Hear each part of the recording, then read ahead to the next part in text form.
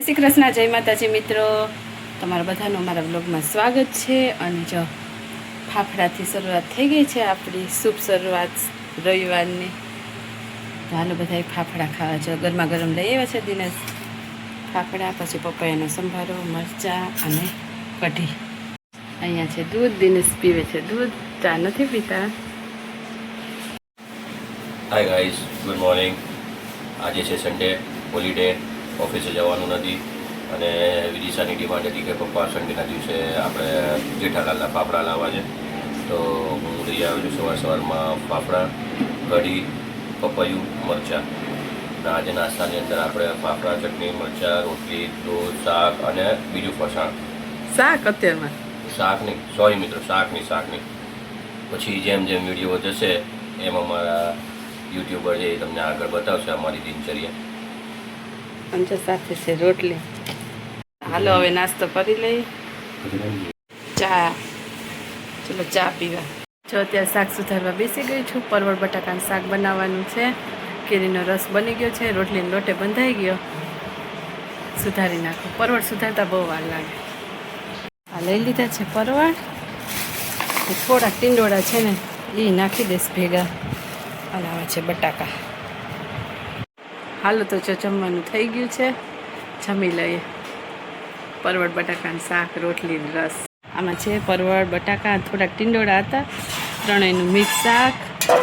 આ છે સેવ, આમાં છે કેરીનો રસ અને રોટલી। રોટલી તો જો મોટી મોટી કરી નાખી છે, ગરમી બહુ હતી એટલે। અત્યારે આવી ગયા છે કાંકરિયા, ઘણા દિવસો પછી આવ્યા છે કાંકરિયા। કાર્નિવલ ચાલતો હતો ને ડિસેમ્બરમાં, ત્યારે આવ્યા હતા, ત્યારના જો અત્યારે આવ્યા પાછા। દિનેશ ગયા છે એન્ટ્રી ટિકિટ લેવા માટે, એ અને વિદિશા જો। હાલો જઈએ અંદર, ચલો હવે ગેટથી અંદર જવાનું છે। અત્યારે અમે આવી ગયા છે, વિદિશાએ જ કહ્યું હતું કાંકરિયા આવવાનું, તો મિત્રો વિદિશાએ જ કાંકરિયા આવવાનું કહ્યું છે અને વિદિશાના માટે જ આવ્યા છે અમે કાંકરિયા। વિદિશાને અમે પૂછ્યું ઘરે કે ક્યાં જવું છે, તો એને કહ્યું કાંકરિયા, એટલે અમે કાંકરિયા આવ્યા। એ વિદિશાની જ રિક્વાયરમેન્ટ હતી। હા જો પહોંચી ગયા છે કાંકરિયા અંદર।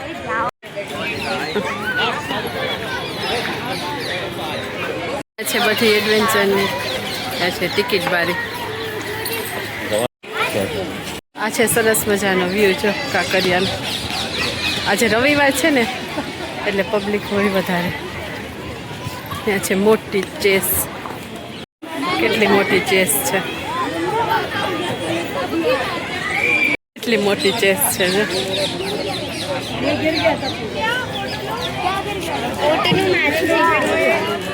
હે ક્યાં નીકળી ગયું?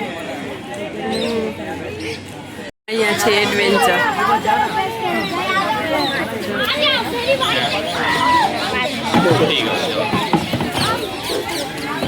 તળાવ આવી ગયા, એટલો સરસ મજાનો વ્યૂ છે કાંકરિયા।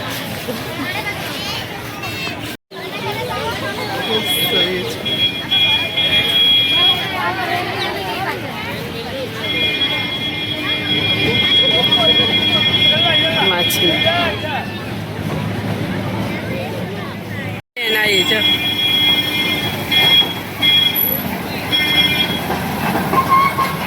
ફૂલ ભરેલી છે।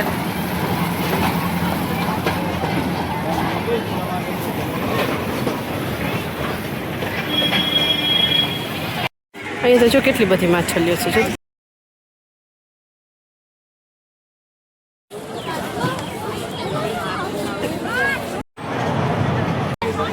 ચલો મિત્રો, લાઈવ ઢોકળા લઈ લીધા છે મારા ફેવરેટ। ચાલો બધા ગરમા ગરમ ઢોકળા।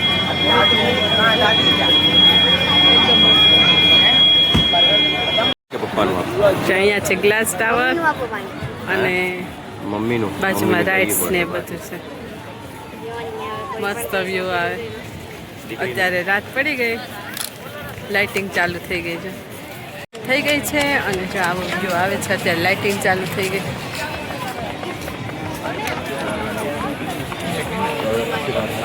બેગી પેન્ટ જોયું છે વિદિશા માટે, અહીંયા સરસ સ્ટોલ લાગેલો છે, આવા બધા છે સ્ટોલ લાગેલા છે બધા। ત્યાં આવી ગયા અમે, વિદિશા માટે એક પેન્ટ જોયું, સરસ ગમી ગયું, લઈ લીધું। આવ્યા છે જો લસ્સી પેક કરાવવા માટે. અહીંયા જેવી કોર્નરની લસ્સી છે રાયપુર, ત્યાં રાયપુર દરવાજા, અને અહીંયા છે આ જેવી કોર્નરની લસ્સી, ત્યાં પેક કરાવવા આવ્યા. કરાવી લીધી, હવે જવાનું છે ઘરે. રાતના જમવાનો ટાઈમ થઈ ગયો અને જમવાનું જો બનાવવાનું ચાલુ કરી દીધું છે.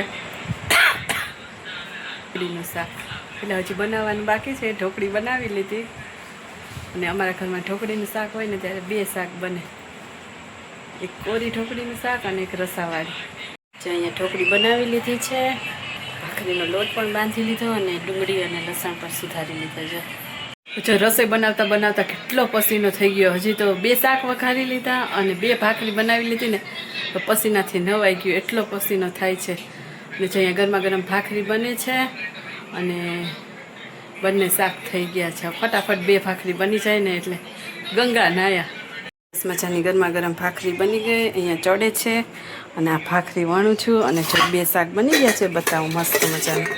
ચા ઢોકળીનું શાક બની ગયું. આ કોરું છે, ડુંગળી લસણ અને મરચાં નાખ્યા છે સુધારીને, એકદમ સરસ લાગે એ શાક. અને બીજું જો અહીંયા બનાવ્યું છે રસાવાળી ઢોકળીનું શાક, એટલું સરસ લાગે ને આ ઢોકળીનું શાક ખાવામાં, બહુ જ મસ્ત લાગે છે.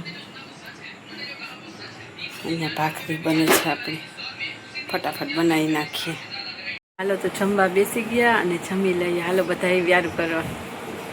ચા બધું છે જમવામાં, છાશ ચાલો જમવા.